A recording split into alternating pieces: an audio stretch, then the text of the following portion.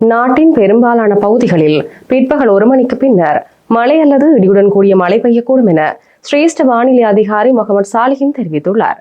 மத்திய, சப்ரகமுவ, மேல், வடமேல் மற்றும் ஊவா மாகாணங்களின் சில இடங்களிலும், அத்துடன் காலி மற்றும் மாத்தறை மாவட்டங்களின் சில இடங்களிலும் 100 மில்லிமீட்டரிலும் வரையிலான பலத்த மழை பெய்யலாம் என எதிர்பார்க்கப்படுகிறது. மேல் மற்றும் தென் மாகாணங்களில் காலை வேளையிலும் மழை பெய்யக்கூடும். பலத்த காற்றும் மின்னல் தாக்கங்களும் ஏற்படக்கூடிய சந்தர்ப்பங்களில் பொதுமக்கள் அவதானத்துடன் செயற்படுமாறு கேட்டுக் கொள்ளப்படுகின்றனர்.